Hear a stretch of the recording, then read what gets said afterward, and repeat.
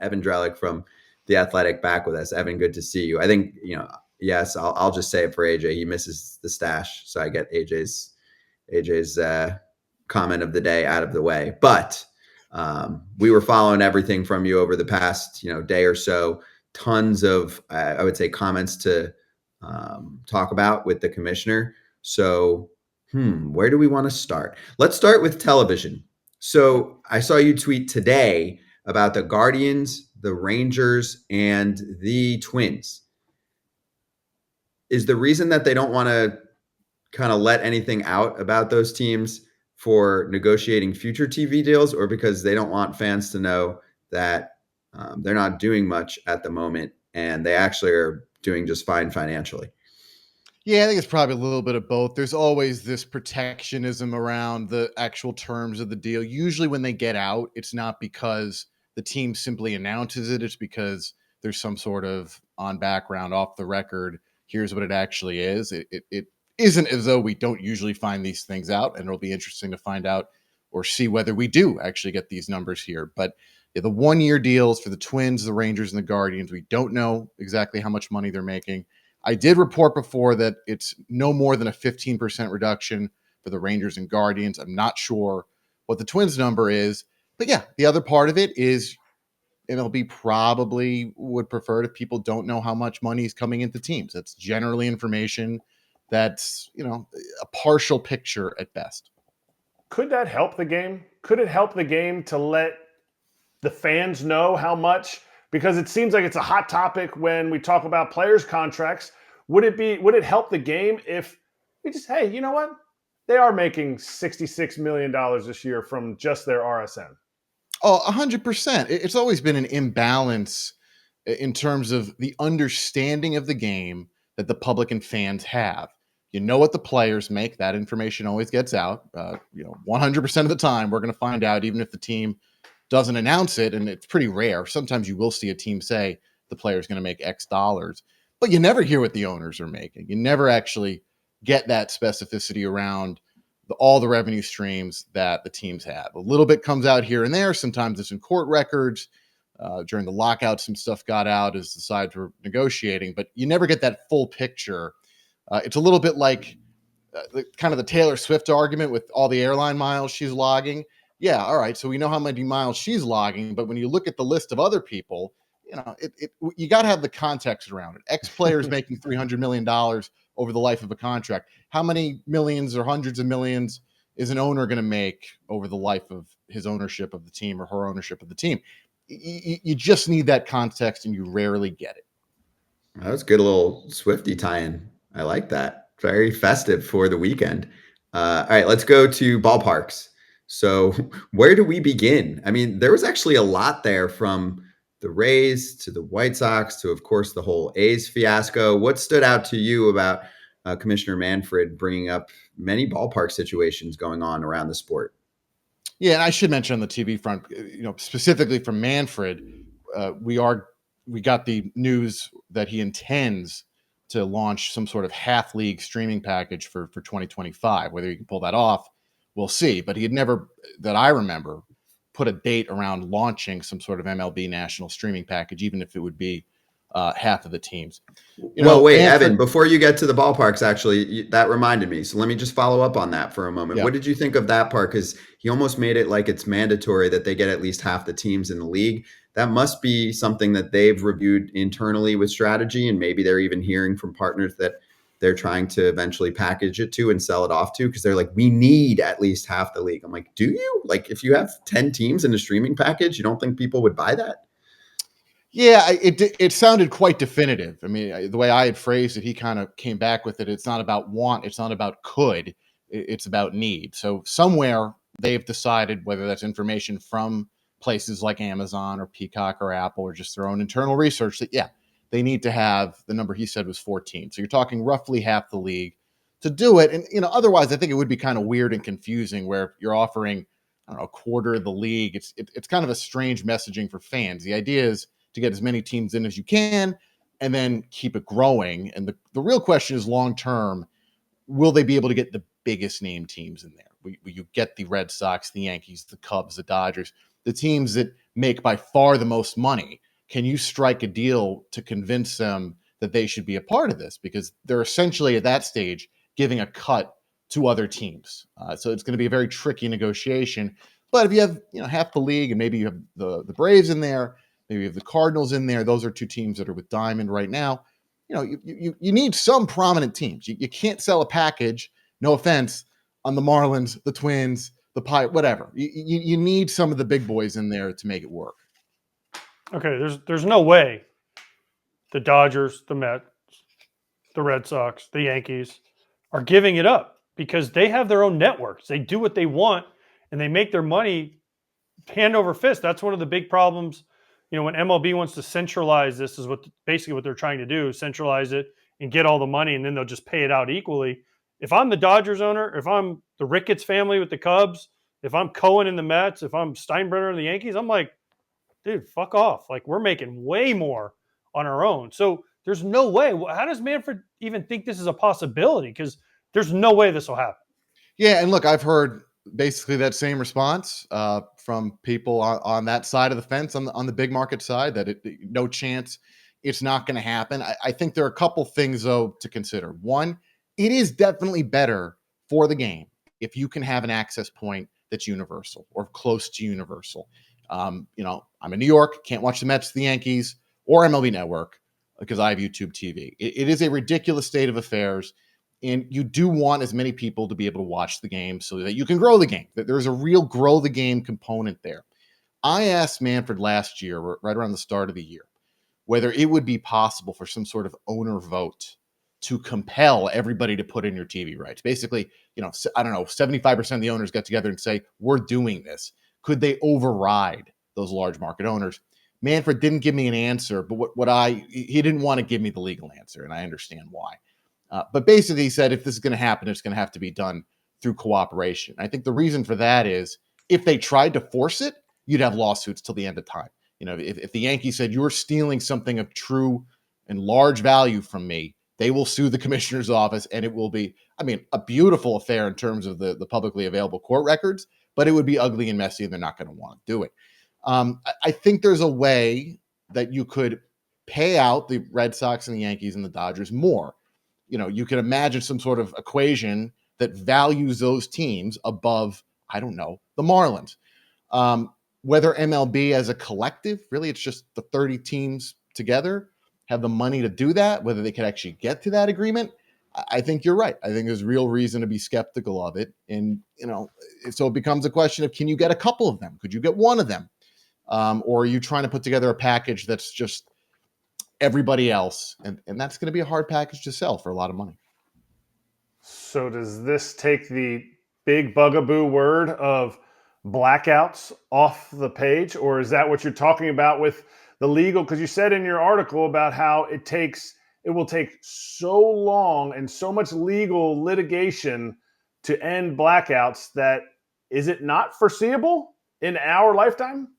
So this in-market package, this what Manfred said he wants to try and introduce for 2025, that effectively ends a form of blackouts. Blackouts can mean many things, but take MLB.TV. If you are in New York and you want to watch the Mets or the Yankees, you can't do it on MLB TV. That in-market is really the big issue, and you have places where some people can't get the RSN, like the cable provider doesn't carry your team's RSN, yet you live in that team's territory, and because you're in that team's territory, you're out of luck. You can't go to MLB.TV. So the idea of creating some sort of streaming option where it doesn't actually matter where you are, simply you've paid a certain amount of money, you have access to the package, and that's it. That's really the golden nugget here, and I think that is reason to be encouraged. So yeah, they can get to a point where they end the blackouts, but it's all about every team's individual contract. There's nothing MLB can do overnight and wave a wand and say blackouts are over. You need all the deals that are in place now between the teams and the RSNs to expire. And then you can put in new terms that loosen the exclusivity and say, okay, you're broadcasting on TV, but we can also stream it. You're doing both at the same time. And the deals that exist right now largely forbid that. Okay, let's take you back to. Sorry, I didn't know if they had anything else on TV, but let's go to ballparks because I do want to spend a few minutes on that. So let's re-rack my question. Of those 3-4 ballpark situations that were addressed, what stood out to you? Was anything kind of newsy? We caught your tweet right at the end of our show, although obviously there were more quotes. So initially I was like, is the league kind of pissed with the A's? But what I read, Evan, from some of the quotes in your story in The Athletic, it actually sounded like there was more of a sense of urgency and an uncomfortable feeling with the league on Tampa Bay. He's like, yeah, we got to get that going. You know, it was something like, let's go. And with Oakland, it was like, yeah, we need to. But then he also kind of praised John Fisher because we know he's sensitive. John is. Yeah, the Rays question was the last question. I think Rob at that point probably had enough questions that there were enough hard questions that he maybe was just being a little more direct at that point. But he was a little harsher on the Rays situations, basically saying we got to get the shovel in the ground, and that's like that Rays thing has dragged on for X number of years in a very similar way that the A's have. He wasn't as strong in terms of his level of criticism of the A's. His answer was interesting, and I'm actually still thinking about it. He was asked basically how's it going and level of disappointment that would be around not opening in time in 28. And he said he would be disappointed, but it wasn't clear whether he was saying he thinks that they're in danger of it. But I think simply by making that comment, you're kind of putting some pressure on the A's that, hey, like, let's go. I will be disappointed if this doesn't quite work out. And he didn't give any specificity around the interim sites where they're going to play 25, 26, 27. As I understand it, Salt Lake City and Sacramento remain the front runners there. There's a TV money element there. If you move away from the Bay Area, and I'm not sure the exact specifics, but you're being paid in a local market. If you're going to Salt Lake City, I don't think NBC Sports Bay Area is going to want to broadcast you, or certainly not at the same rate. So the A's thing just continues to be kind of a mess and a headache. You had a lawsuit this week filed by a teachers union in Nevada. You had the mayor in Las Vegas, who technically doesn't govern the Strip, but still is the mayor of Las Vegas, the city proper, saying, yeah, we think they should stay. It's just like every other day, there's some sort of problem or new kind of eye roll thing with the A's situation. And yeah, I think MLB realizes that, whether they're going to come out and say that. But, no one paying attention can't see how kind of silly and absurd this process has been. Kratz. Could the Wait, A's Kratz. be a barnstormer type of team? Could they Wait, be Kratz, but Evan, before you answer that question too, can you just tell the crowd that's going to listen to this at some point what it says on the screen? Someplace yeah, Rob. So the question was where are you going to play?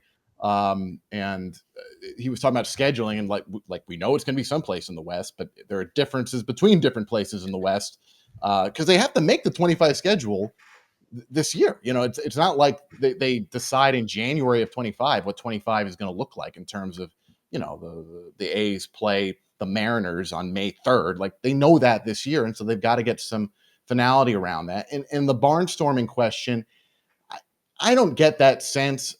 None of the conversations I've had have kind of led that to being likely, it just hasn't been brought up a lot in the conversations I've had. I can't tell you it's necessarily been ruled out, but I think that would be strange. I think it'd be hard for creating TV revenue. I don't know that the union, as a player, would you guys like that? Probably not. I didn't spend more than a year on a team anyway, so I was always changing cities. So if you get a shot of being in the big leagues, AJ would not have put up with it. And AJ runs the union. AJ and his people, his 10-year people. That's all the union is it's a group of people who have gotten 10 years in the big leagues, governing 93% of people who have less than a year in the big leagues. That is so not true. The first part's true, though. The first part's true. AJ, you'd be pissed if you had to play all your games on the road. Oh, I'd be so pissed. I'd be you'd be so pissed. Of course I'd be pissed. Yeah. No team, no player deserves not to have a home base. Are you kidding me? I saw it. That's just not right. And I said this earlier. If I was the Players Association, I'd tell Rob Manfred and Fisher to F off, because you know what? Figure it out. Figure it out. You've known this was coming. Figure it out. And okay, you're going to put them in Salt Lake. Okay, fine. You're going to have to redo the whole ballpark. I played in Salt Lake when the new ballpark opened. That was how many? 25 years ago it opened, right? You're going to have to redo that. You want to Sacramento? You're going to have to redo that ballpark. That's just more money, right? You don't want to stay in Oakland because you hate the ballpark there, but you're also giving up all that big TV revenue. It's just a mess the way this whole thing was handled. Oh, you want to move to Summerlin where the AAA is? Okay, great, cool. You got to redo that ballpark. So you're building 2 ballparks in Las Vegas. So this whole thing is just, to me, has just been handled so piss poorly from the get-go. And now, people in Vegas, again, they don't want them. When the mayor comes out and says, Rob Manfred, of course, is going to say, oh, well, the people we've talked to, of course they won't. Yeah, they're telling you that, Rob, because they just want a major league team, right? Those are the people you talk to on the street. I guarantee if Evan Drellich took a camera to Las Vegas for Super Bowl this week and said, what do you think about the A's? Are you a local? They'd be like, we don't care. Yeah, I agree with you. If you step back and look at how this is all unfolded, if you were to tell somebody a few years ago the different things that are taking place now, with the mayor of Oakland continuously going after John Fisher and Rob Manfred, the mayor in Las Vegas now, the lawsuit, the teachers union, the idea of a team not having a normal major league stadium home for 3 years, it's nuts. And I'm speculating here, but recent days I'm thinking about it. How do you get to this point? Clearly, they got fed up with Oakland and the process that was going on there, and they got aggressive and said, you know what, screw them.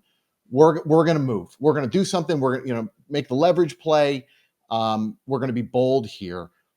But, and this is a trend we've seen in MLB over time, there hasn't been a lot of foresight with this. If there was foresight with this, I can't imagine it unfolds quite this way. And there wasn't foresight with the playing rules. They waited until the game got too slow and you had a real problem to deal with it. There wasn't foresight with the RSN situation, with the blackouts. Why? Because there was a gravy train of money coming in from the exclusivity.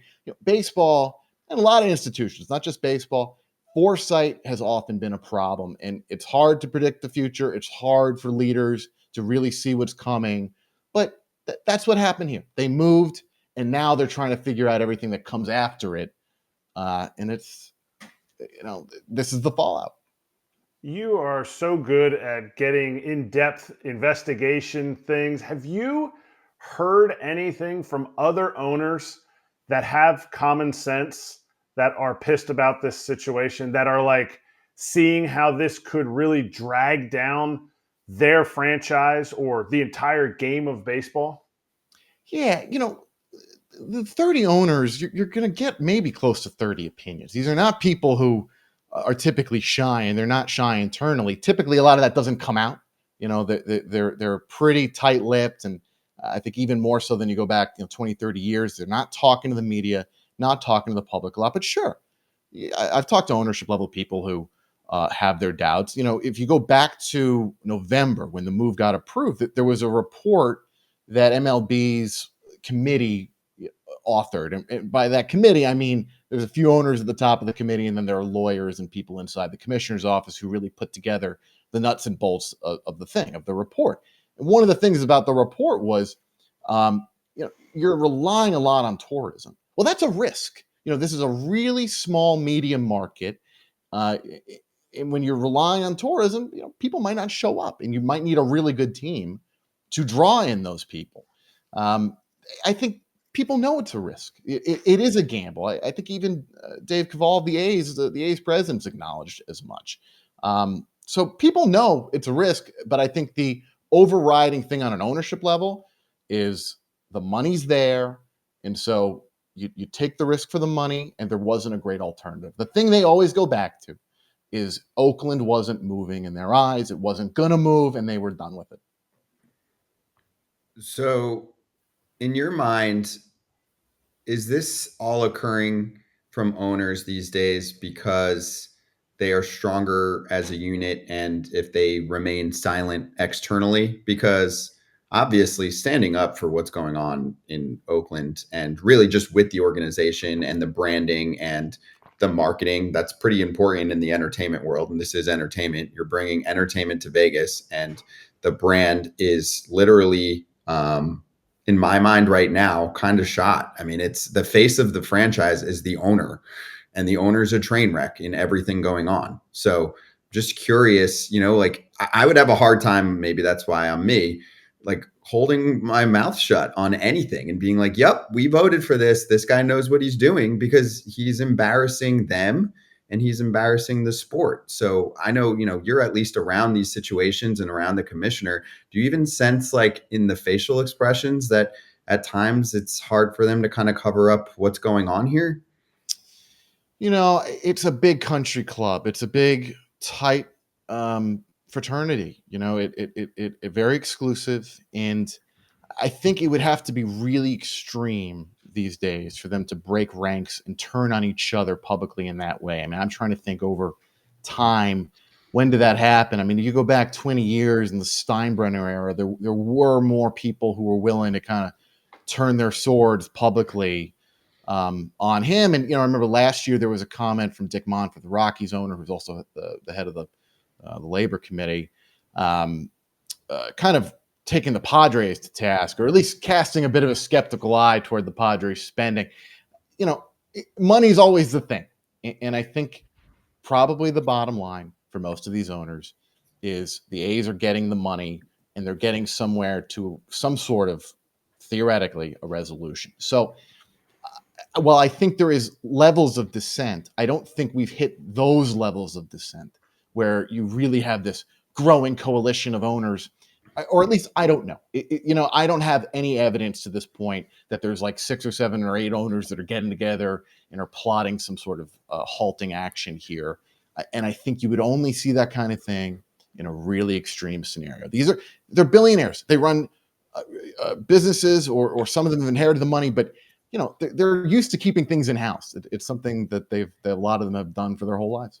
Yeah, and I think some are separating themselves from the pack exactly for what you're talking about. If you're, in a family and you're not qualified to run a franchise, or you're just not as good at business, like we're seeing with someone like John Fisher, could be a problem. I've heard from my little circles that he's having trouble raising money, which is a whole nother world of its own too, which could cause a problem. Yes, Kratz. Well, can you imagine if he calls anyone right now for money? If they know him, I have to imagine there's a bad rep. If they don't know him and they type his name into Google, have fun. I can come up with a lot of other shit that you should invest in before you give that guy money. But anyway, I can go all day. Evan, thank you for the time. Great to have you back on to kind of rehash everything that was said by the commish yesterday. Appreciate you, man. Thanks, boys.